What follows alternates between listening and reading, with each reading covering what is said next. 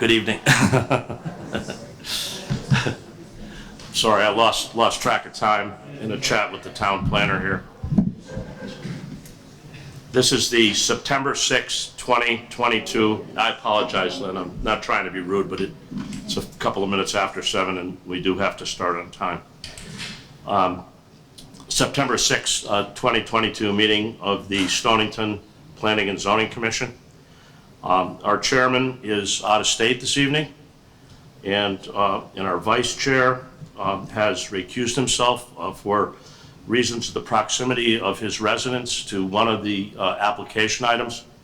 So I have been asked by both the chairman and the vice chairman to sit in as chair this evening. I'm Chuck Sheehan. I'm a regular member of the commission. To give you a little bit better comfort level, I did do this job for an extended period of time in another town, so I think we can get through this one meeting and observe everybody's rights and conduct the meeting in a proper format.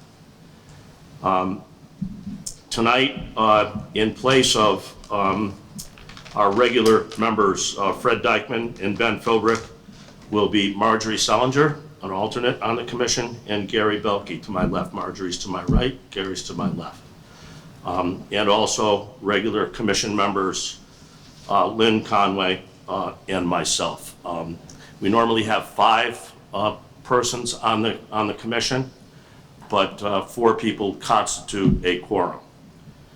So we do have a legal body to meet this evening and act on applications. So with that in mind, next item on the agenda is minutes, and minutes number 1702 from our August 16th, 2022 meeting. What's the commission's pleasure on that item? And really, it's only the August 23rd meetings that are really ready for approval at this point. Okay. Then number 1703 from the August 23rd meeting. What's the commission's pleasure on that item? We need a motion. Motion to pass the votes from the last meeting. Motion made by Marjorie. Is there a second? I second. Second by Gary Belke. Any discussion on the motion? Okay. All in favor? Aye. Anyone opposed? The chair votes aye. The matter passes. Correspondence? Keith? Well, under reports, item 5B is a memo on the process for the town to opt out of the state's accessory dwelling unit regulations.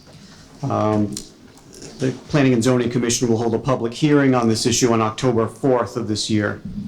There's really little new here. We've previously discussed this issue before. The commission at a previous meeting decided to hold a hearing on opting out of the state's accessory dwelling unit statute. And if we do that, it has to be done, the whole process has to be completed by January 1st. So the process will be, this commission will hold a public hearing on October 4th. If this commission passes a supermajority vote to opt out, publishes the decision in the newspaper, and the Board of Selectmen pass a supermajority vote to opt out, then the town would be officially opted out of those statutes. We can revisit the regulations again in our comprehensive zoning rewrite. But this is the avenue that we've decided to go down here. So really just the main purpose of this is just to let you know this hearing's coming on October 4th. Keith, just for the purpose of the record, supermajority in this case, I know has various meanings, but is it 2/3 or 60% for this body? 2/3, so it'd be 4 to 5. And Okay. Keith, if we don't opt out, then our current regs apply? Or what's the timeline? If we don't opt out by January 1st, then our current zoning regulations would be overridden by the state statute. Okay. And we have until January 1st to opt out and then review our regulations and pass new or amend as Well, we see. we wouldn't have to pass any new regulations. We could just keep our regulations just as they are. Okay, by January 1st. Right. Great, thank you. Thank you, Keith. Is there anything under item 5C, zoning enforcement and violations? No. Okay, and under administrative review? Yeah, under administrative review, item 5D1, Jeffrey Valentine request for the elimination of stipulation number 1 from the 1994 approval of application PZ 9419 CAM Nancy Klotz regarding the limitation of a structure to a 2-bedroom home, property located at 82 Riverside Drive, Pawcatuck, Assessors Map 9, Block 3, Lot 18, Zone RC 120. So this request is to eliminate a stipulation from 1994 coastal area management approval. And the stipulation read, the residence shall be limited to 2 bedrooms. This information will be added to the legal descriptions filed in the town's land evidence records in the form of a deed restriction. Per the minutes from 1994, it was added due to public health code, septic limitations over there, and the presence of nearby wetlands. A past owner converted a spare room into a 3rd bedroom years ago. So no construction is actually needed to meet the health code requirements to consider the septic system suitable for 3 bedrooms. Ledgelight Health District issued an approval stating that the current leaching field is undersized, but the area is large enough to repair or add to the system, and that the current undersized system is satisfactory to call the home a legal 3-bedroom.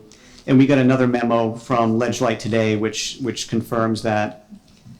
So with the health code issues addressed, approval of the change is recommended, and there's a letter from Mr. Valentine here which goes into more detail, and Mr. Valentine's here if there's any other questions from the commission. Keith, is it necessary for them to do anything with inland wetlands for the extended leaching field? Are they in the upland review area or? There are wetlands nearby. I'm not sure offhand if they're tidal or inland. Okay. Or I don't think it stops us. I don't think it stops us from acting on it, but there may be another approval required for this if it's in the upland review area. It looked to me like there might be. So Right. normally an applicant goes there first, but if that's required. But I mean, it doesn't bother me if this is just the removal of a restriction. Right. So Yeah, which is what it is rather it than. doesn't seem like the order should be reversed for that. But I'm sorry, sir. Please speak into the microphone, state your name and address, and you're free to tell us anything you'd like to tell us about this case. The chronology looks agonizingly difficult. You're telling me. My name is Jeff Valentine. This is a great example of one of the follies of dual agency in real estate. I've represented both sellers and buyers on the transfer of this property, and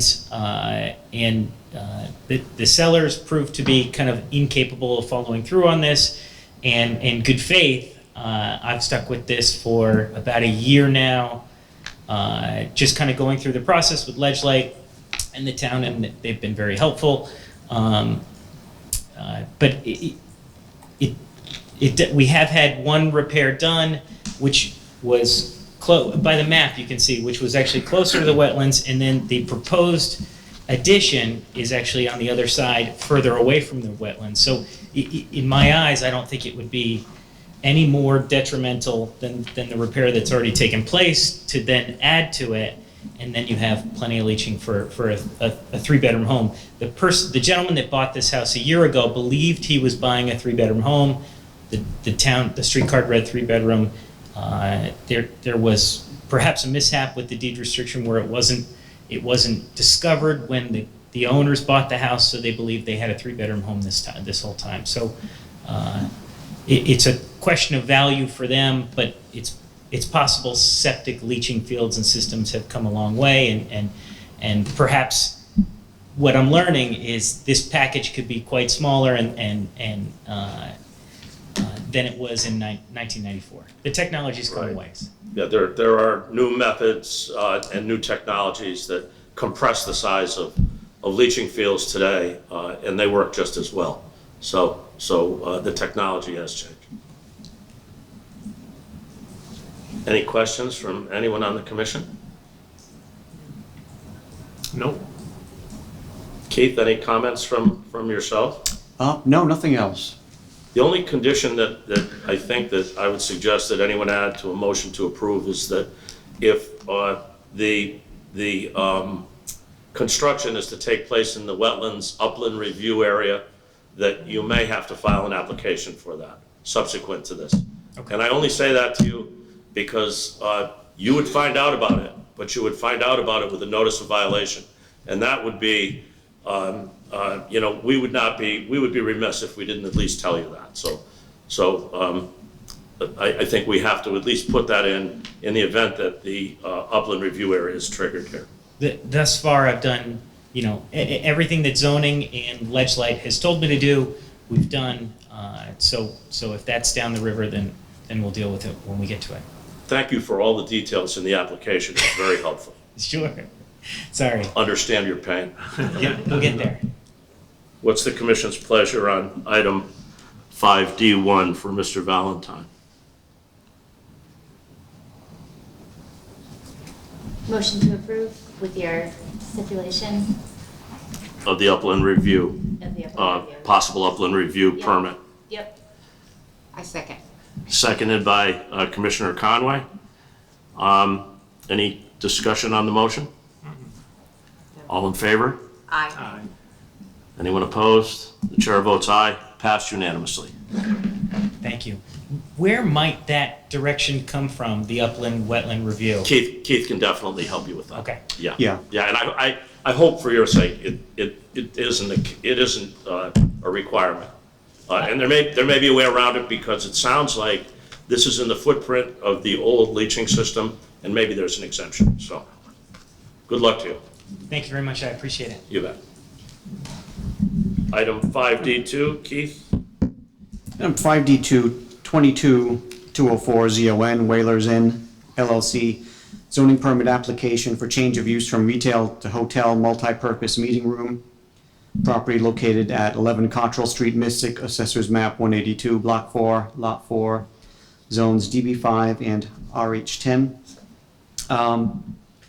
A few months ago, the commission approved a special use permit application to convert the upper story residential units at the Oddfellows building on Cottrell Street to 5 hotel suites, with the ground level retail space being converted to hotel and lobby space. This current zoning application is to convert an additional 500 square feet of the ground level into a hotel multi-purpose meeting room. This is the old Shade Sunglasses store. There will still be one retail space remaining on the ground floor. No changes to the basic, to the building exterior or the basic floor plan. The change reduces the parking requirements per zoning because the retail store required parking and the hotel accessory uses don't, according to our regulations. And Ms. Arling is here from the Whalers Inn. If there's any other questions? So the parking requirement is actually reduced? Right, yeah. How many people would the meeting room hold? Probably maximum, depending on the configuration, 15 to 20. I'm sorry, would you just state your name Hi. and address in relationship to the applicant? Amanda Arling, 108 Irving Street, and president of the Thank Whalers you. Inn. So 15 to 20, and is the requirement that the people in the meeting stay at the hotel? Typically, yes, although if local organizations like the Chamber of Commerce ever needed to use the space, we would provide it for them as well. All 15 or 20 people to stay at the hotel, or just No. one guest? but the majority would be typically guests, yes. Any other questions of the applicant? So hearing none, what's the commission's pleasure on item number 5D2 for the Whalers Inn LLC? Motion to approve. Motion to approve. Is there a second? Second. Seconded by Marjorie. Any discussion on the motion? You know, it does concern me that there's a possibility on Cottrell Street that you would need up to 20 additional parking spaces if this room is used to the maximum capacity. And I understand, Keith, what you're saying, that our current regulations don't really apply, but I do have a real concern here. This is a congested street. It serves a lot of different businesses. It serves the park. I don't think anyone would argue with you after this summer. Yeah, so you can't hear? I'm sorry. Can you hear me now? No. I think, yeah, that should be good. Yeah. Okay. So what I was saying is, thank you. What I was saying is I have a concern that if this room is used to its capacity of 20 individuals, that could mean that there were 20 additional cars on Cottrell Street, which is a very congested area and serves parking for the park, parking for many businesses in the area, etc. So I do have a concern with this. Do you want to May I? suggest a condition? May I chime in? The intent and purpose of this would be solely to service the hotel guests. We do mostly, or we do quite a bit of corporate and corporate travel. A lot of employees from EB come and stay with us. We service many corporate guests, so that's the intention to use it. I just wanted to share that I wanted it to be a community asset for like the Chamber of Commerce as well. But our intent is to more or less solely use it for support of hotel operations as a multi-use space for our guests to use, possibly as meeting space, as workspace for business travelers that are there. So I thank you. I appreciate that. And I think that could be, a contingency of approval, that it is used for hotel guests. Since the Do you majority want to of the time. suggest a modification to the main motion? I think we could just say, zoning grant application for change of use from retail to hotel, multi-purpose meeting room for hotel guests only, or limited to hotel guests, property located at 11 Cottrell Street. Does the maker of the motion agree with that language? Yes. The second? Yeah, I mean, I think it would be a shame to not be able to let some community groups use it as well. I think the chamber is a great example of a group that could utilize that. So I hesitate to say only for hotel guests. And you're in agreement with that? Okay. So we have a motion, it's made and seconded. Any further discussion? Good point, Lynn, by the way. Yeah, I mean, I agree. It's kind-hearted to allow other members of the community, but there's no way to monitor that. And we could say something like until except for the Chamber of Commerce 3 times a year or something. But then another group would come along, or another group. And again, this is probably the most congested street we have. And as we all know, there's a lot of controversy at the street and how to handle parking in downtown Mystic, et cetera. And until we have that kind of figured out, I think we need to be a little conservative, and maybe we'll find a better way. We have a motion on the floor. It's been made and seconded. Any further discussion? All in favor of the motion? Aye. Aye. Chair votes aye. Anyone opposed? The motion passes unanimously.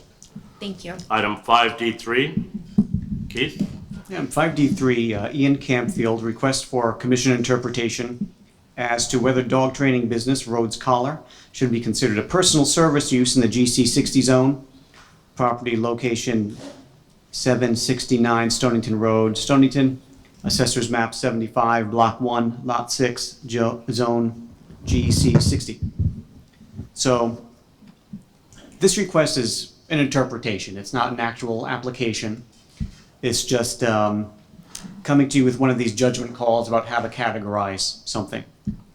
So in this case, it's whether local dog training business Rhodes Collar, who's been operating in Mystic for years, can be considered a personal services use and not a dog daycare and training center per our regulations.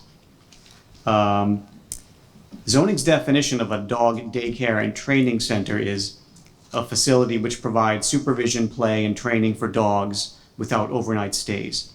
These regulations were adopted in 2019 to add this use to the regulations and allow them by special permit in the town's industrial zones.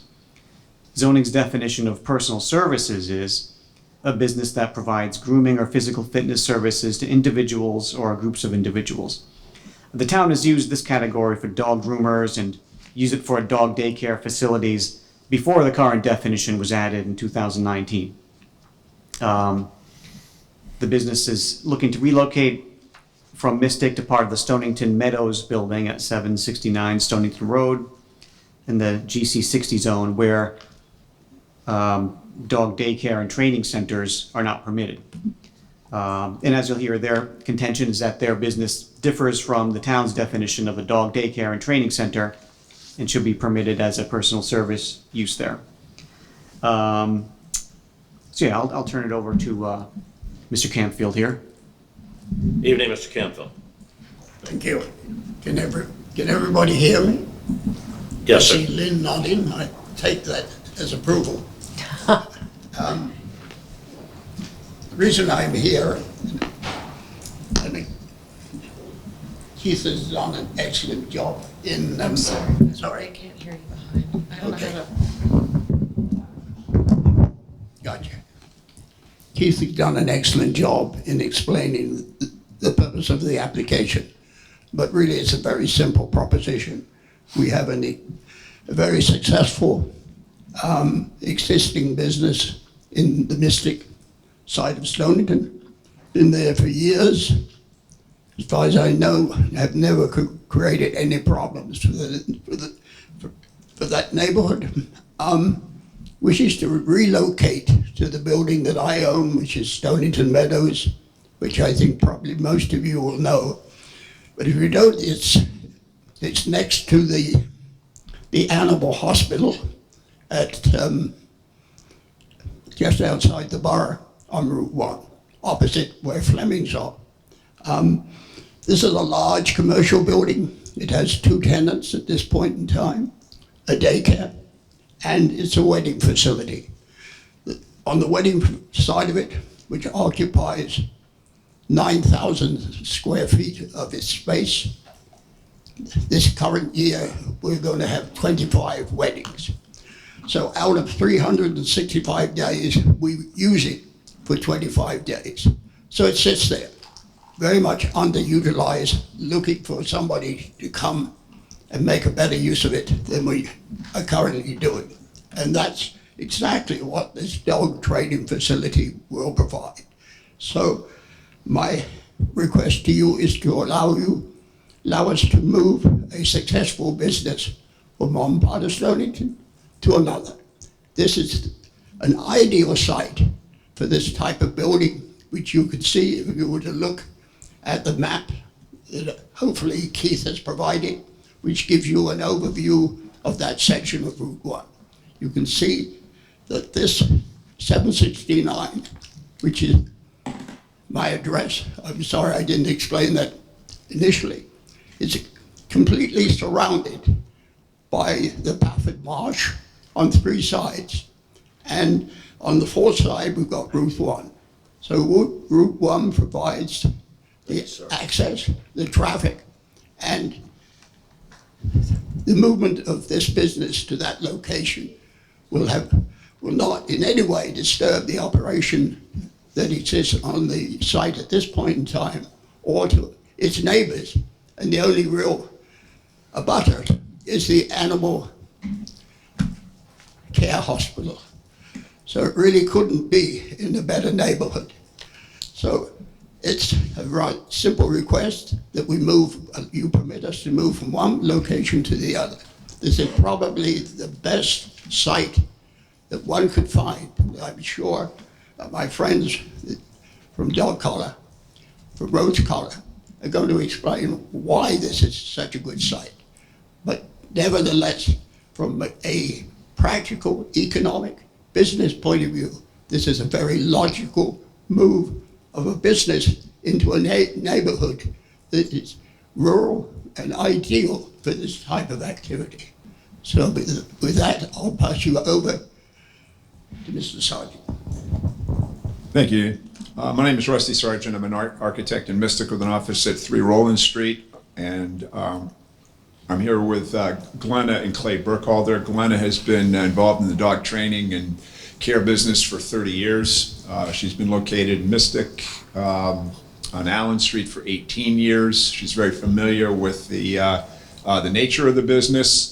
But for a zoning change in 2019 where my dog's place, I believe it was, wanted to move to the industrial park, did they actually realize that maybe this wasn't personal services, okay, this type of use. And so they enacted a section of the zoning regulations which allowed that use, which is pretty close to what she's doing, but for the kennel, the full-time kennel aspect, which she does not intend to do, only in the HM and LI 130 zones.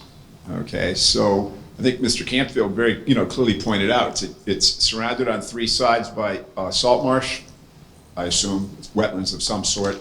The site is already built out pretty much to the maximum.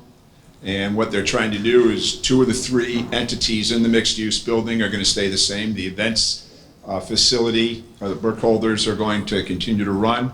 There's a daycare center, and we have a letter from the daycare center operator saying that they have no objection. And this is, I think, just the kind of thing when the town put together a Stonington Route 1 study looking at some of the concerns of citizens. It was 2008, but I think a lot of the issues that were brought up and concerns, this particular use really hits pretty well. And one of them is the potential loss of small businesses. This is a fairly large building, as Mr. Campfield just pointed out. It's 13,000 feet, 2/3 of which is occupied by the event space, the daycare, and the space available for the indoor portion of the dog training and grooming facility. Is just a retail space on the front of the building. Great street access where they are now. It's on a very bad street, Allen Street. There's other businesses there that don't allow customers to turn around. This is an easy pickup, drop-off location. It's not traffic within a residential, mixed residential neighborhood. But back in the Route 1 study, they looked at a number of things, avoiding big box stores, strip development, chain businesses, and to try to maintain small businesses in town. I think since, for a while now, we've seen a significant change in the nature of retail, where the demand for retail and office has diminished, but some of the retail personal services, if you look at the national trends, personal services have increased. And this I think is just the right thing. The facility already is a mixed-use facility. There's a series of town requirements in the industrial zone, but I think we can, we meet them, pretty clearly. Facility must have a commercial kennel and training facility license, which has a whole series of requirements. That's chapter 435 of sections 22, 327 to 359 of the Connecticut General Statutes. So it will be licensed. They don't have any intent of doing overnight boarding or being an actual kennel. It's really dog care. Some daycare facilities for dogs where they don't have a trainer for 1, 2, or 3 dogs, but they might have, one staff person for 8 or 10 dogs. Those dogs are actually caged, and that's usually where the problems occur in terms of neighborhood tranquility. Dogs, especially at 4:30 in the morning, starting to bark because a raccoon or a rabbit ran through. There are no residential properties near this site. And, they have no intention of caging animals. Most of what happens is people drop the dog off, they train them there, or they take them out of the building to train. The overall lot size for the industrial zone is 2 acres. This is a 3.5 acre site. There was some concern about a standalone building, but I think Keith can explain that that's really not what the intent is in terms of occupying this space. There will be, further review by the town because there will have to be an outdoor training area, fenced-in area that's required both by the zoning regs and by the state statutes. Retail sales and pet grooming, that's not the primary aspect of their operation. Buffering for future adjacent residential, there's acres of wetlands around this property and a veterinary clinic next door, so the likelihood of any residential going in there, or if it does, based on a zoning amendment we made a few years ago to allow some mixed-use residential mixed use within the commercial zone, that would have to be scrutinized to ensure that it was properly buffered from all the commercial activity that's on site. And then there were some concerns about detailed waste management plan. Once again, part of the Connecticut general statutes. They've been running this business for a long time, Glenna has, and I don't believe there been any complaints that I'm aware of. And it's, as I say, it's really almost in a sense a drop-off point in an area indoors where activity is going to occur, where it's not going to have much visual or noise impact on any of the surrounding businesses. And in a nutshell, I think Mr. Campfield, I'm just gilding the lily here a bit. I think he really identified the benefit this would have to the town. And in the Route 1 study, they wanted, you want to develop a mixture of uses. One of the problems is, and there was a case in Greenwich recently where a similar type of facility was looking for 2 years to find something in the town of Greenwich where they could, occupy a space in a commercial zone to do this, and there were none. But the Planning and Zoning Commission there basically said, well, we do have vacant retail space, and with certain stipulations, this makes sense to do in this location. I think it's similar to that. I know Greenwich is a very different town, but I think some of the issues we pointed out here I think can be alleviated, or I don't think they really exist. Thank you. Thank you, Rusty. And thank you, Mr. Canfield. Would you like to hear from me? Any questions from the commission on the application? Yeah, I have Glenna here. She knows the operation better than I do. I've owned dogs, but do you have any questions for her, or should we? Does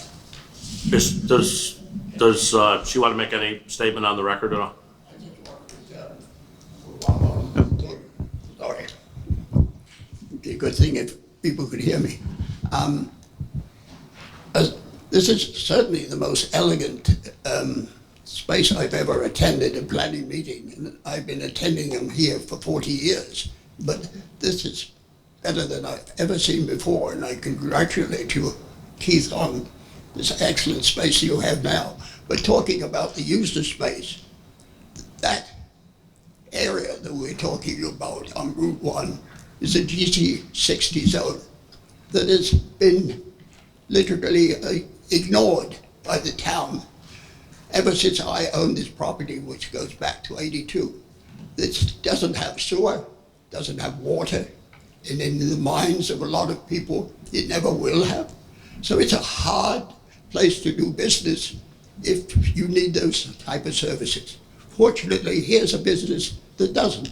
It fits the environment perfectly. You couldn't find a better place to have a dog training facility. You couldn't, from a business point of view, you couldn't find a better business that fits into that commercial zone, which is limited by the town due to the lack of services. So it'd be nice if the town did something for that GC 60 zone. I've been trying for 40 years and I've never got much success, but maybe there's a future. Simply by recognizing what the advantages are of having a commercial zone in the center of Stonington, outside the borough, servicing a lot of the people of Stonington. But it is an area that has really been neglected. It was neglected in the Route 1 study. They studied everything. except the Wicked-Pog district. Mainly because there's a lot of people in the town that simply do not want to see any commercial development on that part of Route 1.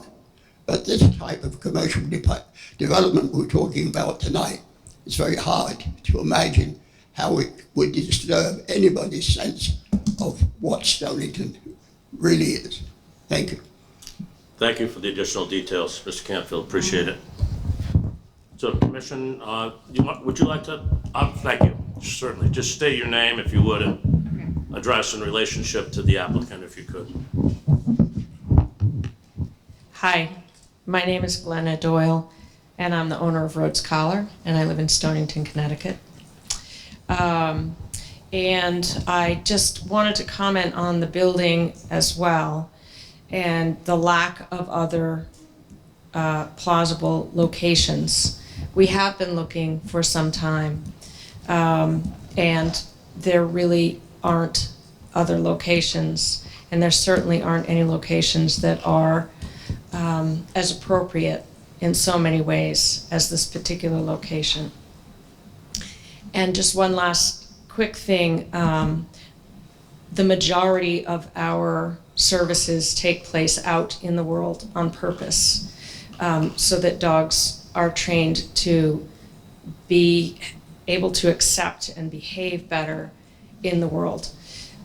So as you could see on our website or social media feeds, and many area businesses comment all the time to me and to other members of our 11 trainer team how much it makes their day to see the dogs and the trainers in uniform working the dogs. So it is a distinctly different service as well. We train animals for television and movies, and that's kind of a bonus for our clients whose dogs get trained by us and by them, because they get to work and do things like that as well. So I don't know if there are any other questions that I can answer, but I'd be happy to if there are. Commissioners? What's like the maximum number of dogs you can have now at your existing building? I'm sorry, I didn't understand the question. What's the maximum number of dogs you currently can have at your existing location? Well, our existing location is my office in my home on Allen Street in Mystic. So I would suggest very, very few. And how many would be here then? It's not so much how many can be in the building because we have a very small ratio of trainers to dogs. So unlike daycares and kennels and places like that where they might have not 20 but 30 up to 100 dogs running around in different pens. It's pretty crazy actually, and very few people monitoring them. It's kind of a dangerous situation in many ways. The maximum number our trainers, our senior certified educated trainers can have is 5 dogs. So I don't know if that answers your question. The building itself, if we were to occupy the entire building, I think that there are regulations that are based on the state that limit the number of dogs per square foot, and I think Ms. Lineweber, if I'm saying her name correctly, commented on that at the meeting in 2019. I don't recall the exact numbers. Maybe Keith does, I'm not sure. Okay. So, I'm sorry, I have a few.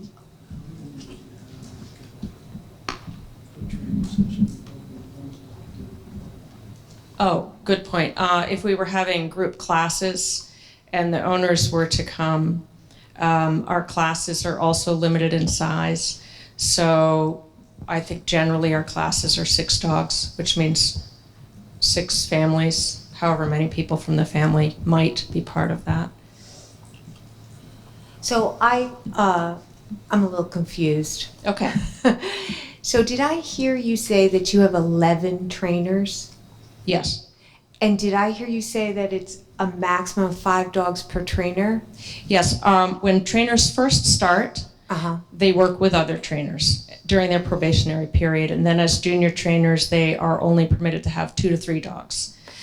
So it's not until they become senior trainers that they would be allowed to handle 5 dogs, Okay, so, walking through town with 5 dogs. okay, but on premise, and I think this is where you were going, Gary, and correct me if I'm wrong. On premise. Yes, Are you saying that you would have up to 55 dogs at any one time?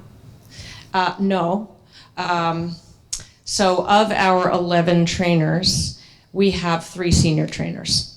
Okay, So so 3 what of is those- the maximum number of dogs you would have on site at any one time? If we had the current staff, oh boy, let me do the math, I'm not good at math. So 3 senior trainers would be, 33? no, 33 15 dogs. Each senior trainer can handle 5 dogs. So that's 15 dogs. And then if we had,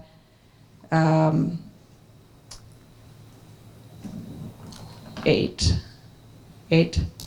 So if we have, of the 8, we have, let's say, 5 junior trainers, that would be 3 dogs Okay, for them, max 4 dogs. okay. And then our newbies would be from 0 to 1 or 2 dogs. Okay, so about 30, about 30. Yes, but they're not together generally. They're often different groups. We have, one person who's working, on the steps of the library in Westerly while somebody is in downtown Mystic and somebody else is at Bluff Point or at the beach or what have you. So they're really not together, and part of that is because we don't want large groups of dogs together, because we don't find that it's a good thing for dogs in general. Thank you. Does that help? Yes, it does. Okay. And then my other question was just having to do with the realm of services that you offer. It's strictly training for dogs. Do you mean, And do we your not own- train and your cats? Is owner. that what you mean? Or Cats, or you don't do anything else there. You're not. no, not on the premises. No, if I have cats in a movie, they're not going to be in that facility. Okay. If I have horses, they're not going to be in that facility. So any of the other animals that I would take part in training for TV and film would take place elsewhere. Okay. And it is just strictly training. Yes. No. Okay. Thank you. Any other questions for the applicant? Any further discussion on the application?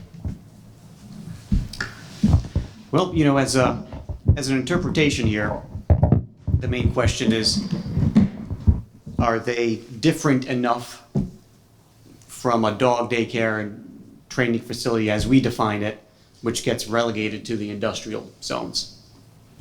So, their statements were that they do most of the work off-site and that sort of thing,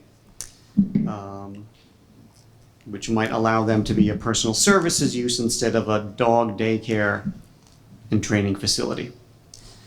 So So that's if you the say- request, that's the request. That's the request. Yeah, So- so an appropriate motion, if we were to go along with it, would be that the applicant's proposed use is described as personal service in our opinion. Right, and that would just open the door for them to apply as a change of use. They'd come back to you with a zoning permit, sort of like the Whalers Inn just did, and, that would be, So we would get another look at this. yeah. Okay. And if you say no, if you say, well, you still sound like a dog daycare and training center, then they'd have 2 options, which would be to submit a regulation amendment to amend that 2019 regulation to allow that use in this zone, and also to get rid of the rule that says they have to be in a standalone building, because that's how that was written. Or Plan B might possibly be to apply for a special use permit as a public or private school. That might be another interpretation question, but our zoning regs don't define it as actual Thanks for outlining those options again, and Yeah. thank you for the arguments against and in favor of this, because that it helps sort through the issues. What's the commission's pleasure on this? Can I just ask one more question for a dog that's on site, what's the average length of duration or time that they're actually there? Like, So currently, our hours of operation are from 8 a.m. to 1 p.m. How long would they be on the yeah, like, premises? just people drop them off, then they go Yes. walks in town and. Then they go, so they're there, while as a staging area while we're getting them dressed and ready to go. They're there, at the end of their day to get cleaned up and then picked up. I also would like to comment on the difference and had I been asked to participate in the process of changing the definition of my 40-year career, which I wasn't, even being the founder of the business that did change the regulation. I founded that in 1994 and sold it in 1999. I do really ask the board to consider the differences in the definition of daycare and training. They are distinctly different, just as daycares for kids in schools are distinctly different. Whether or not they're in the building or out of the building, they're still either at daycare or at school. So what we are doing is different, and the impact is quite different. The timing of that request is very good because we are reviewing our regulations, so we will definitely take that under advisement, Thank regardless you. of how this might go this evening. I'm sorry? Regardless of how this might go this evening, your timing is perfect on that request because we are reviewing the regulations and your points are well taken. Thank you so much. Thank you. So, any further questions of the applicant? Can I make one further Yes, sir. comment? If you could just please speak into the Sorry. mic, thank Beg you. your pardon. Right next to my building, there is an animal hospital. There are more animals in that hospital each day. There are probably ever going to be on this site as far as this training facility is concerned. Now, how do you explain one and have problems with the other? I mean, under what guidelines did you allow an animal hospital to enter into that zone, right? And yet, when I introduce something that is completely comparable with an animal hospital, we're now running into a lot of opposition, or at least technicality, regarding words and description. But if you look at the site, it's a perfect site for this type of business. It sits next to an animal hospital. It's surrounded by a marsh. How can anybody find an objection to using this space for this purpose? Duly noted. Okay. Thank you, sir. So for purposes. Commissioner Conway. Yes, for purposes of discussion. Yes. I will propose that we approve this motion, or this application. I happen to agree. I would second the motion. So there's a motion to approve the applicant's definition, which would consider this use as described this evening a personal service. Is there a second to the motion? Did you second, Marjorie? Yes. I'm sorry.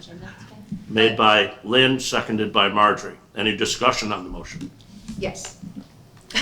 I just wanted to get the ball rolling. So, I agree. I mean, this seems like the ideal place. And I think that there is a huge difference between a daycare facility and a kennel and a training facility. And it sounds very much to me as if there's going to be a lot of administrative kind of thing going on here in this building. do think that we have to be careful that with this business, this is what we're dealing with. We're dealing with training of dogs. The majority of the business is off-site versus if we approve this, right, and somebody else comes in and says, how does this fall in our regs, that it's no longer, it's not apples to apples, right? And Or someone has a different site and it isn't next to an animal hospital. exactly. Does this same interpretation have any more gravity because it happens to be next to a church Right, exactly. and not an animal hospital? Right. Or it's not an independent building, which, Keith, I didn't even know that was part of our reg. Right. So, I think common sense says it makes sense, right? But I just wonder if we should tweak the wording for this to make sure that we've got it, based on this particular business. And I wonder if, we could come up with something where we say, I don't know, the majority of the training takes place off-site, dogs are not kenneled, on-site, something like that, just to make sure, right? To That's all. reflect the business, just- what it is. Yeah, Stating the reasons, so that if some other business asks the same thing and it's not appropriate for them, we have exactly. something to fall back on. Yes, exactly.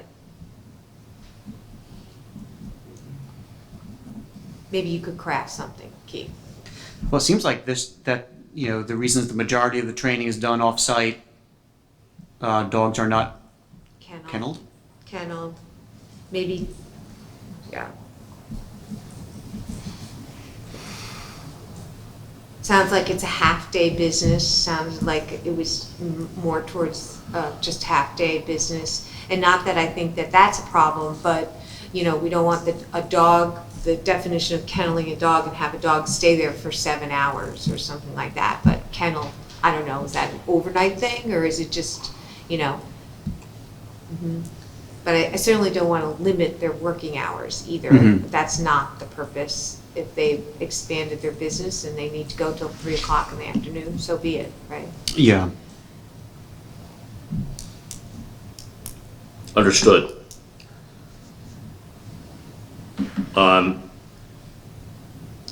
How does the commission want to proceed? Do we want to have additional discussion on the motion, modify the motion? I think adding that word in makes sense. Yeah. Yeah, just to differentiate. I think the applicant in this particular case has defined the scope. They've given us their hours of operation.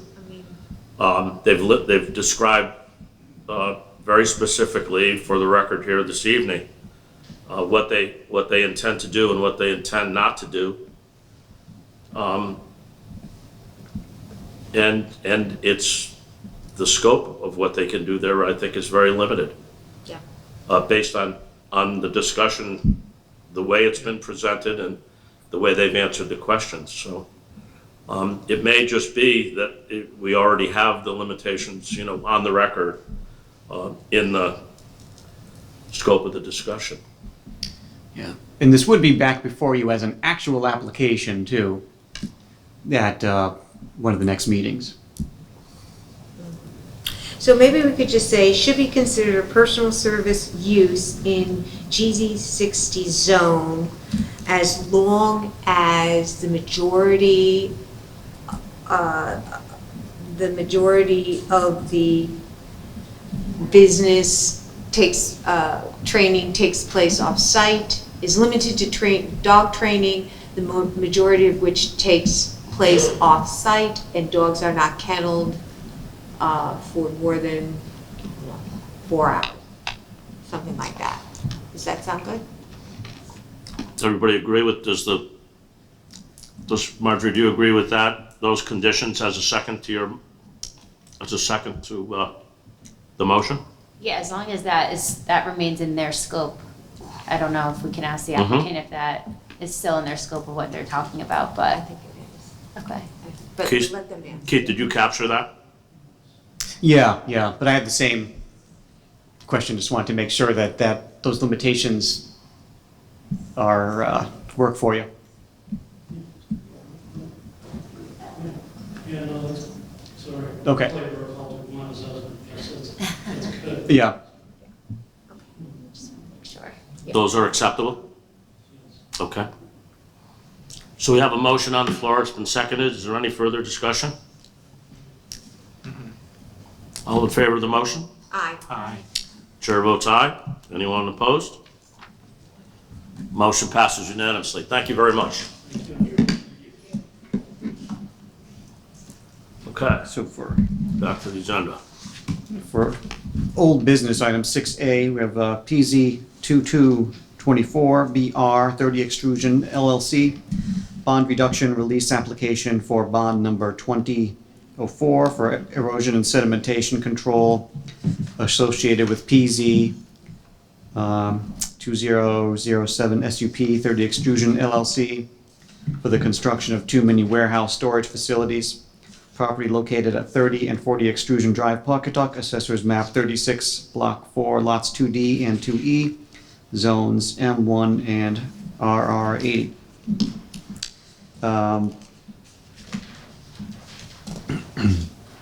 So this application is for full release of their erosion and sedimentation control bond. This is $22,304 for the construction of these self-storage buildings. The special permit for construction was approved in June of 2020 with the stipulation for the ENS bonding. The comments we got were very good back from the town engineer and the zoning official, Pawcatuck Fire District, as far as the work that was done there. We do have a stipulation when we approve these that the bonds are supposed to be in place for 1 year after completion. The zoning official's inspections confirm that the relevant work has been done for over a year. So there are really no remaining issues with this. So the full release of the bond is recommended. Okay, so the town engineer has reviewed it and recommended it. The planning department is recommending it with a stipulation that it remain in place for a year from acceptance? That was a stipulation the commission put on when the buildings were approved. Okay. So that seems to be met since the work has been done It for a has year. been, okay. What's the commission's pleasure on the bond reduction request? If we deny these, we have to have a reason to do it. I don't, with it's normally a case where when we look at these, the town engineer has an exception. Either he says that he stipulates that we have to retain a certain amount and everything isn't done or to his satisfaction, as is the case with the next one. But in this case, it appears that everybody is satisfied. So I don't know that we really have any reason not to just simply move ahead and approve this. Agreed. Motion to approve. Second. Moved and second to approve the bond release as requested by 30 Extrusion LLC. Any discussion on the motion? All in favor? Aye. Aye. Anyone opposed? Chair votes aye. Passes unanimously. Next matter, Keith? Next matter, item 6B, PZ 2225BR, E.G. Perkins Reserve LLC. Bond reduction release application for bond number 192, ENS control associated with PZ 1836 SPA and GPP, Latizori development for the construction of 50 townhouse-style units of residential property located at 30 Park Ave, Mystic, Assessor's Map 134, Block 3, Lot 3, Zone GDD. As you mentioned, the town engineer did have a few comments on this one, so tabling is recommended to the next meeting so they can work some of that out. It looks like the next meeting is the last shot at this. So they've got a couple of weeks to address the town engineer's concerns. So is there any action required on it, Keith, in order that it Not- doesn't get automatically approved? We just defer it to the next Yeah, meeting? it can just be deferred to the next meeting. So- But we will have to decide at the A next motion to meeting. table? Yeah. Table? Yeah, that would be the motion. Second. Okay, motion's been made and seconded. Any discussion on the motion? Hearing none, all in favor of the motion? Aye. Aye. Chair votes aye. Anyone opposed? Motion to table passes unanimously. Okay, the next item on the agenda is a public hearing. Public hearing that was continued from our August 16th meeting. Do we have to read the legal notice again? If you would. Thank you. Pursuant to the general statutes of the state of Connecticut, revision of 1958, and all amendments thereto, and pursuant to the zoning regulations of the town of Stonington, Connecticut, the Planning and Zoning Commission hereby gives notice that it will hold a public hearing at the Stonington Board of Education District Office, 40 Field Street, Pawcatuck, Connecticut, on Tuesday, September 6, 2022, at 7 o'clock on the following application: PZ 2223SD and CAM Masons Island Company, subdivision of coastal area management review applications for an 11-lot residential re-subdivision, property located on Schoolhouse and Cormorant Roads, Mystic Assessors Map 181, Block 3, Lot 1, Zone RM 15, and as noted, this is continued from August 16th meeting. So, Thank you for the record. Norm Tebow, Killingly Engineering Associates, and I'm here representing Mason 17 CT LLC this evening. one second, if I could just clarify just who's seated, which would be the three of you, Mr. Sheen, Mr. Belkey, Ms. Conway. Ms. Selinger wasn't here at the last meeting, so technically wouldn't be seated, especially for the purpose of making any decision. I think we have some issues that are outstanding on this application that I just received a note from the town engineer this evening that he has not completed his review on this application. One of the matters that was outstanding at the end, I think the applicant, to their credit, has made some substantial progress, and the note from the town engineer indicates that, but he has not completed his review. He has not advised us that the matter is concluded. This is with regard to the stormwater management plan. That is correct. I believe this is going to move forward and to the next meeting anyway, and it will give everyone a chance who missed one or another meeting to view the contents of the last meeting, which is a prerequisite to voting on this. So we can discuss that follow on to this meeting because I believe certain members were not present for last month, and they can be seated this evening, but in order to vote at the next meeting, you're going to have to look at the recording, the full recording of the last meeting, and attest to that on the record before you can vote at the next meeting. Got it. And I know you'll do that. Of course. I'm sorry. Not a problem. Thank you, Mr. Chairman. Aside from that, as I was saying, I did speak with the town engineer today, and essentially what he asked to do is just some changes in the wording of the narrative more than anything, because he was uncomfortable with one of the words that I used in the narrative in the report, and he asked me if I would be amenable to change it. And after looking back at it, I certainly have no issue with that. Aside from that, there is one other outstanding issue as well. So even if that had been completely resolved as of tonight, we do have another outstanding issue as well. I left here last month with a number of comments to address as far as drainage goes. And I've worked with the town engineer. I actually met with him and Keith last week. and we really kind of ironed out everything. But aside from that, we did receive a letter on August 20th from the Masons Island Fire District, essentially saying there were a number of concerns, and this was actually penned by Mr. Ethan Tower, who's the president of the Masons Island Fire District.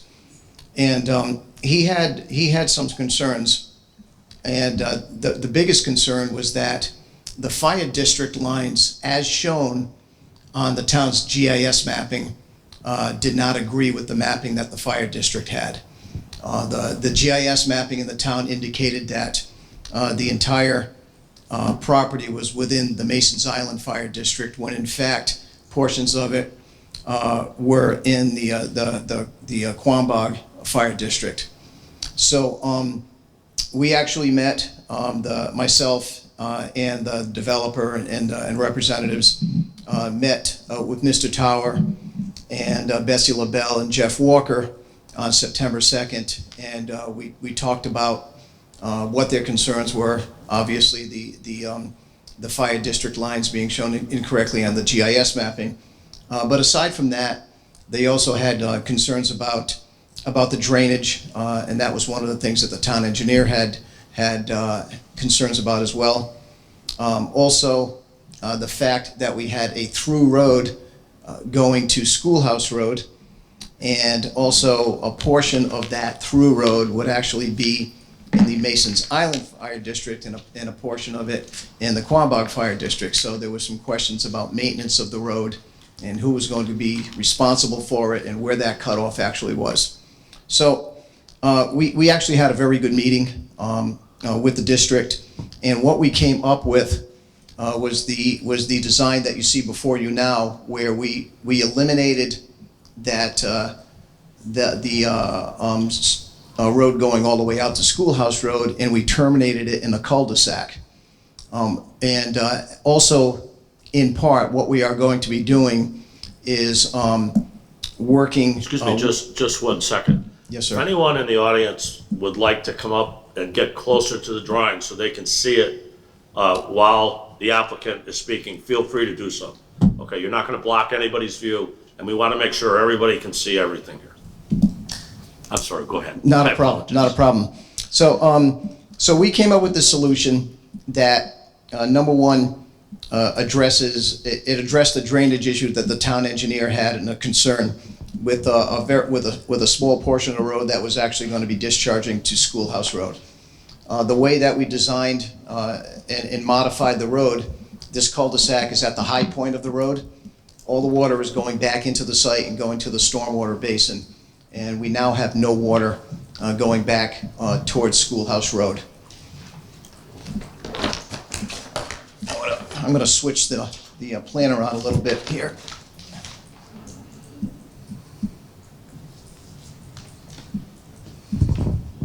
Is the road all in one fire district now?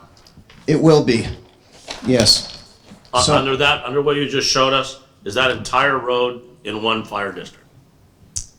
Yes, it will be. Without changing any boundaries? We will have to change boundaries You will, okay. in order to do that, yes. Thank you. So what we have on this map here, the yellow lines represent the existing fire district boundaries. And we've got some darker lines here. So what's going to happen is that two of the lots, okay. I'm gonna take my notes, Judge. Great.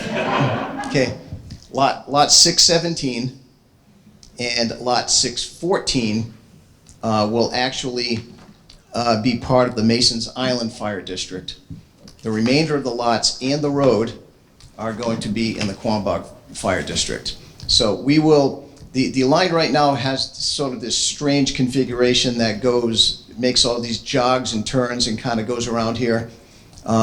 We're going to adjust it to the back of lot 614, and the remaining, like I said, the remaining lots will be part of the Quambog Fire District. We have reviewed this with the members of the Masons Island Fire District. I think we are in agreement that this is the approach that we're going to take. Like I said, that did eliminate the question about drainage going back toward the road. will resolve the fire district line discrepancy between the GIS mapping and what's actually on record. And the maintenance of the road will fall solely on the Quambog Fire District. Well, not the maintenance. The maintenance of the road is actually going to be with the homeowners association, but all the homes that are accessed from the road will be in the Quambog Fire District. And we also eliminate the issue of the through road, which also presented some concerns about additional traffic on Schoolhouse Road.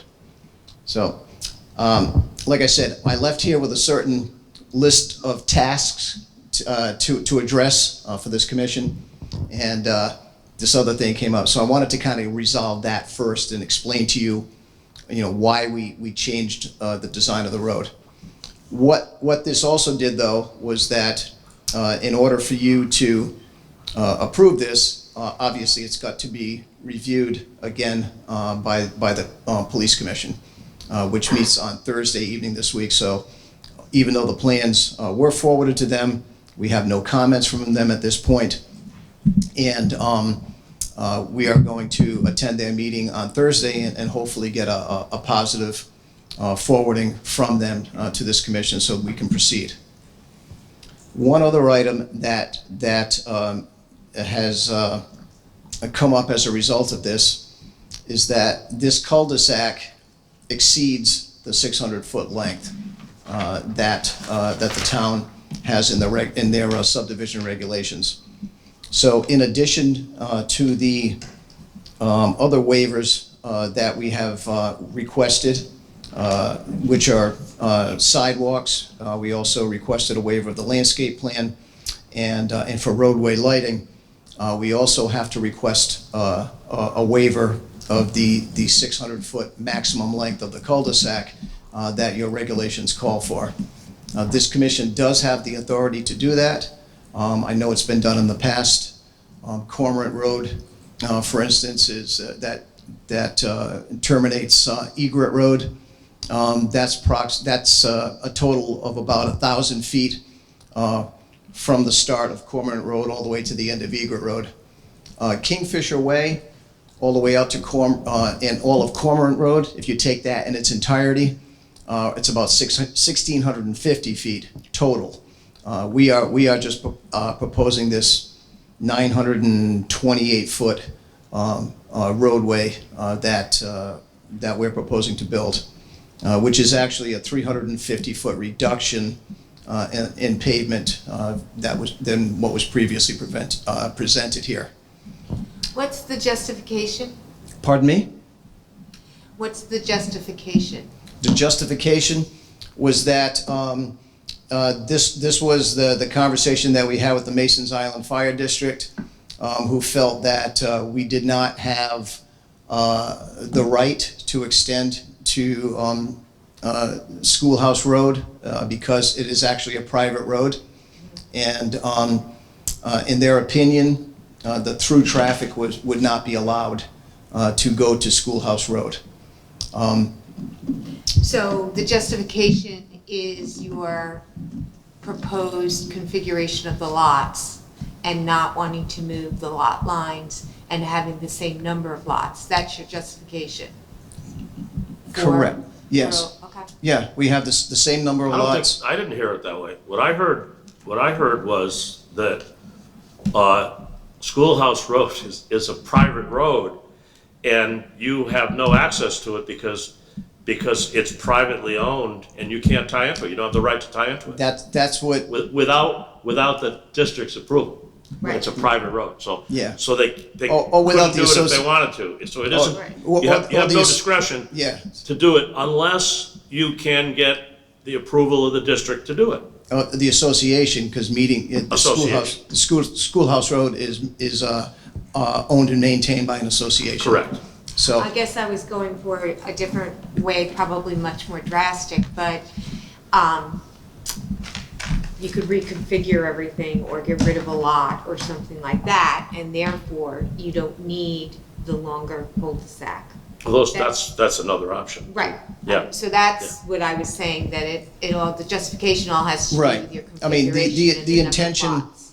Yeah. the intention has been from day one here is to provide lots of at least an acre. And that's always been the goal of the developers is to have these larger lots.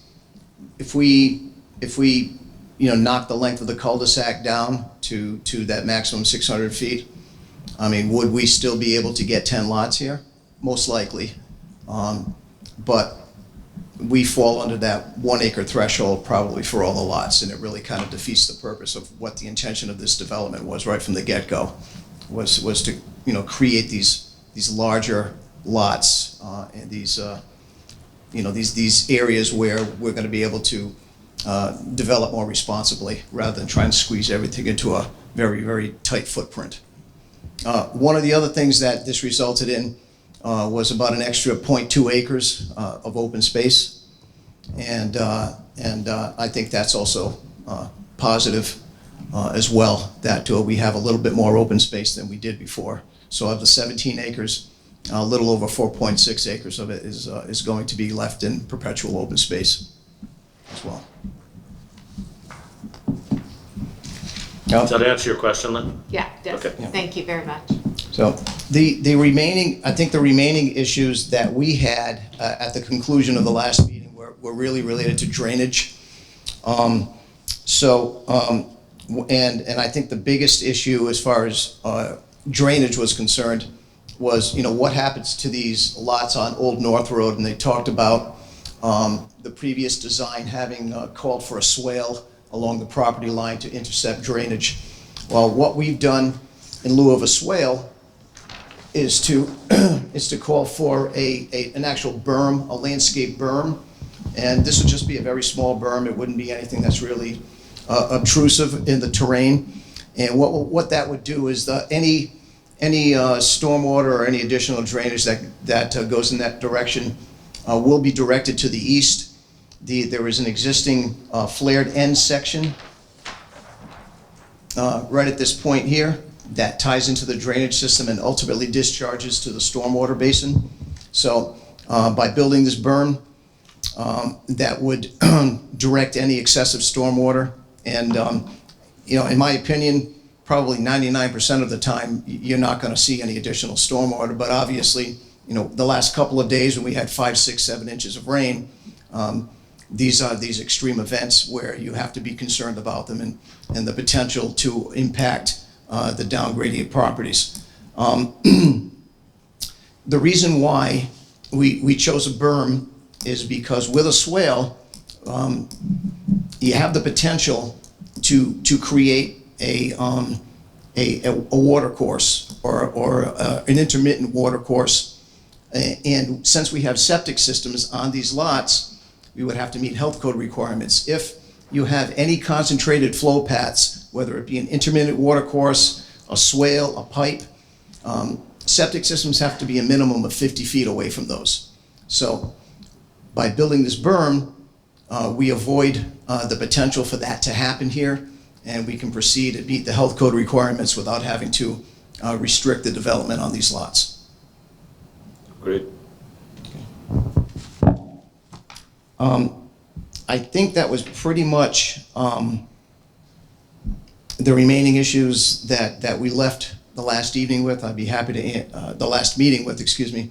If there are any additional questions, I'll be happy to answer. Before we open it to commissioners' questions, I just want to explain for the audience's purposes, this is a continuation of the last meeting, and the same rules of engagement apply, where when the applicant is done, the commissioners will ask questions. When the commissioners are done asking questions, members of the audience can ask questions, speak in favor, or speak against.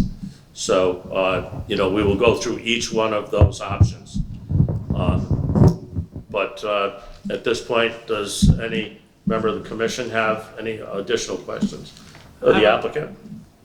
The last time you spoke, you had mentioned 2 septic easements on the property. There was one in the open area, and then one, I think, was stopping part for drainage. So Right. are there any other septic easements on the property, or those are the only two? Those are the only two. They remain in place. I can show you, they're still on the plan here. It's fine, it's, Yeah. those are the two you, Yeah, one of them is for actual putting in a septic system, and the second one is for access to it as it's being constructed. and, you Which, had- which would take place regardless of whether this commission approved this application or not. They Correct. have the approvals to do that. That's on file in the land records, correct? and, you had mentioned, that the open space, it was gonna go to Mason's Island, how would, the homeowners association, the open space? It would be the open space would be in the homeowners association for this particular development. For this particular development, we're taking, so. Correct. That's, okay, for Okay. these 10 houses, that homeowners association? Pardon me? For these 10 houses, that specific homeowners Correct. association? would- Yes. Okay. Any other questions? I have a couple. Sure. Do you have any communication from the correspondence with the fire districts? Was there any agreements reached, any documents exchanging hands? Will there be any documents that change hands? With Mason's Island? With the agreement that you reached with them regarding changing the boundaries and, the road flowing into certain districts and not into others? Yes, I believe, I believe that Mr. Tower is here this evening. I would just ask that you formalize that, and when you come back to us, what we'd like to see is that there is an agreement between the fire districts with regard to all the adjustments in the boundaries and the changes that you've shown and that they're accepting of that. Okay. And with regard to the approval from the town engineer, I'm not sure if the town engineer has asked you to expand the area of the map to show the detention basin. I'm sure you have that on your survey. Yes, It can be done with a match mark anywhere on the plans, we don't care. But show the pipes leading from the road to the detention basin and the detention basin itself. Sure. Okay, thank you. By the way, if anyone from the public would like to speak tonight, there's a sign-up sheet on this table near the door. So while that's happening, you mentioned two other streets with cul-de-sacs in your presentation. I'm assuming they're both on Mason's Island? I'm sorry? The cul-de-sac again, the length of the cul-de-sac. Yes. So when you were talking about that, you mentioned two other streets that had long cul-de-sacs. Yes. I'm not familiar with all the streets names on Mason's Island. Are they cul-de-sacs where the lots border the water? I was actually talking, what you see on my plan here, we've got Cormorant Road that comes in here, and it kind of terminates in this small cul-de-sac called Egret Road. This is the one I was speaking of. Okay. So that total length of Cormorant Road with the termination on Egret Road, even though Egret Road is much less than the 600 feet, the total length from Cormorant Road to Egret Road is about 1,000 feet. The total length of Kingfisher Way with Cormorant Road is about 1,650 feet. So those were the two additional ones I spoke of. Okay, thank you. Okay? Everybody that want to speak have an opportunity to sign up? Oh, I'm sorry.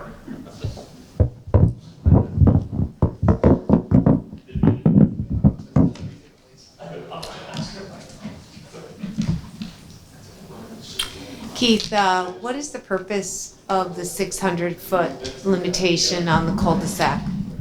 You know, it's a check on public safety so that this commission doesn't approve, a cul-de-sac that's too long with too many units that police and fire find to be a public safety issue. If there's a And- blockage on the road, emergency vehicles can't get in. And usually, what is that, the point of measurement? So. How is the 600 feet measured? Right, because I just heard that you know, one of the roads, on Egret Road, it goes, you know, it was quoted as being, I don't know, 1900, but Egret Road runs into a different road. So is it just Egret Road for the Well, 600? Egret is just another little dead-end cul-de-sac that's off of Cormorant, but in my view, it's the whole thing. It's the whole thing, it's Cormorant and Egret Just because, Road, you know, how that's they do all it. the dead-end section. Okay, So- I didn't know how it worked. Okay. And that, you know, is apparently about 1600. Yep, okay, thank you. Any other questions in Norm? I'm sorry, Peter, go right ahead. No, sorry. Yep. Just state your name, and I know you're the applicant, but just if you could state your name. And Peter Giordano. I am the developer of Mason's Estates. Thank you. I just want to clarify, in 2004, this subdivision was approved for 21 lots. We restructured that whole section and made 10 lots, originally with the pass-through road. There is an agreement of road transfer that is on record. However, through negotiations with my POA, Masons Island Property Associations, and Mystic Fire District, we came back with a cul-de-sac, therefore not entering that road. Again, that was a negotiated process that we went through. So to the point, there was an agreement early on. There was obviously different views on that, but we felt at this point in time that we're going to pursue the cul-de-sac with the 10 lots. There was minor adjustments to the lots in the open space, basically lot 617, and then the open space, which got larger by minimizing that. We also moved the septic system issue, the temporary easement, we moved that completely into the open space. So there's no obstruction at all on lot 617. So I just wanted to state that. That's very helpful, thank you. Okay, thank you. Okay, so if there's no other questions from the commission, we will move to those who would, others who would like to speak in favor of this application. Anyone else in the audience who would like to speak in favor of this application? Yes, sir. So Jim Moody, 77 Old North Road, I'm on the list there. I'm speaking in favor in general in that, as they've said many times, oh, by the way, I submitted a letter to the file to the commission back in July with some comments. I didn't make it to the last public hearing, but I did view the video. We're glad you could make it tonight. So I heard the discussion about the drainage onto Old North Road, which is, of course, my main interface with this. But in a sense, though, this subdivision of 10 properties compared to what was there before is much better and should be very nice, as somebody said last time, and the developer's got a great reputation. However, there is a lot of water that runs down that hill into my lot, in particular on 621, but only when it's really bad, like this storm that we had last night, it didn't affect. But so I'll leave it to the engineers to decide whether the berm is good enough as opposed to the swale. My small interest there, though, lies in that the stormwater report, which I'm not an expert on, talks about this large generic area 5 as opposed to specific subsets. And lot 621 in particular is at the bottom of a big hill, which is where all that water runs down in the big storms. And unfortunately, the way the lots were developed on Old North Road, we are all below flood, so we all had to kind of build up. So we've made all these little valleys between our houses. So the water runs down that 621 in between the property, me and my neighbors, comes into our crawl space. We pump it out and it just keeps filling it up as the water runs down that hill. So it's only happened twice in the 16 years I've been there, but it did happen twice. I just want to make sure the berm or the swale or the whatever solves that problem, and not just generically for Area 5. So I did email the town engineer after I saw the video. Didn't get a response back, but I presume that they'll do their thing, and as long as the commission's made sure it's been addressed, I'm in favor. Did you identify your address to the town engineer in the email? I did, 77 Old North Road. Okay. And is it a surface water issue? Is it definitely surface water coming off the hill Well- entering your lot, or is it groundwater, do you think? Or a combination? It must be a combination because Okay. there is some pooling that happens back there. Frankly, some of it's because that's where we put our gutters. Understood. And then, but as I said, once you pump it out, the fact that it fills back up, to me, is the groundwater coming down the hill. And so again, it's not all. The surface water problems get plugged into a very scientific surface water model. And unlike the old days where, we used rational formula calculations to approximate stormwater runoff, the computerized models really do a very good job on estimating the exact flows that come off a site to surface water. The groundwater is a little bit different. So Yes, I probably misspoke. I don't think it's groundwater. But if you have a groundwater problem, my advice to you is pick up the phone and call the town engineer and tell him what it is, so he knows for sure, okay? Okay. So, and then separately, the plans themselves, and you saw some of the colors on the other ones, they use words like proposed clearings and things like that. Yeah. And so, I guess I'm not sure what to expect or what the town expects or what the zoning commission expects when it talks about proposed land to leave clear or not clear. Again, this developer's got a great reputation, so I don't expect him to come in with 2 bulldozers and a chain, but I don't see anything to stop him from doing that. And one of the people that spoke last time talked about the deer and the bobcats and the fox. That's all true, and it's going to be what it's going to be at the end of all this. But years ago on the planning commission, we used to have the tree warden work with the developer to try and save as many mature trees as possible. Or maybe what's most relevant to what I saw in the plans is that outline that says proposed clearing, is the remainder of it really going to stay raw? And especially now with this berm thing, I know I'm talking out of both sides of my mouth. Do I want the berm or do I want the land left as it is? I don't really know. I just want the water taken care of.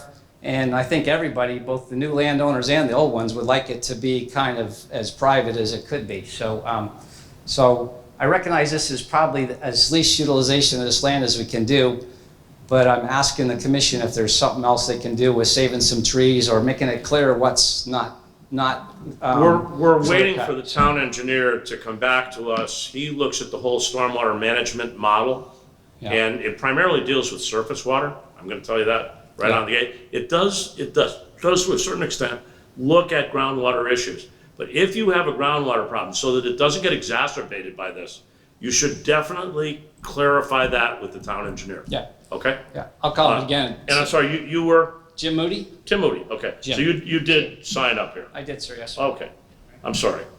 Okay, so the first person we had on the list was Paul Newman. I'm not sure whether, no, I'm sorry, I'm not sure whether you're in favor or against, but. Neither. I'm not for or against. Okay. I just want to really clarify a point. First of all, my name is Paul Nauman. I'm at 22 Schoolhouse Road. And last time, and I think again tonight, there was discussion about this standalone septic system that will provide septic to 28 Schoolhouse, which is about 1,500 feet down the road from where the septic system will be. I did a little bit of research. There is no building permit pending for 28 Schoolhouse. In addition, I talked to Ledge Light and got notification from, I think it's Katie Baldwin, that there is no pending approval or application for septic for 28, nor is there approval or any pending work for the sewer line. I think there was a misconception that that's kind of in the works. Nobody's aware of it, so that's my only point. Did you check with Ledge Light Health District? Yes, You did? Katie Baldwin at Ledge Light. Okay, fine, Yes. very Yep. good. Yep. Very good. Thank you very much for that information. That's very helpful.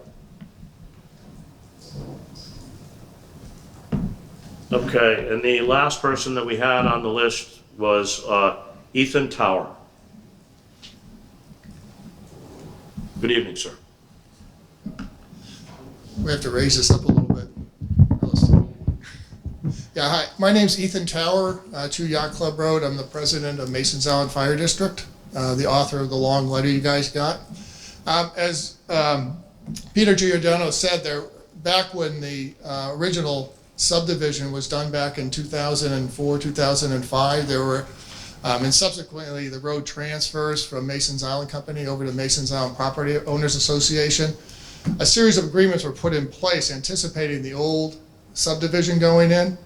I kind of alluded to some of the implications of those agreements in the document. Fortunately, we got together with Peter and Norm, his engineer, and I think they've come up with a very good solution to avoiding the implications of some of those agreements. By keeping the Kingfisher Way completely within Quambog Fire District, as well as the open space, it avoids a bunch of issues that could come up between the Property Owners Association, the Fire District, and Mason's Island Company, which would benefit everybody. And so at this point, the Fire District's very much in favor of the proposed solution that the developer is putting forward, as well as the proposed boundary changes with the fire districts. I did go over those with the president, vice president, and chief of Quambog. They're in agreement. Naturally, we have to run these things by our boards and also the voters before they can be approved.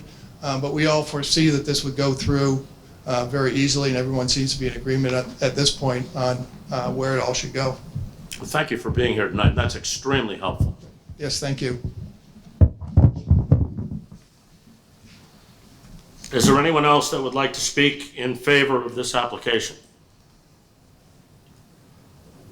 Anyone else in favor? Anyone else against the application?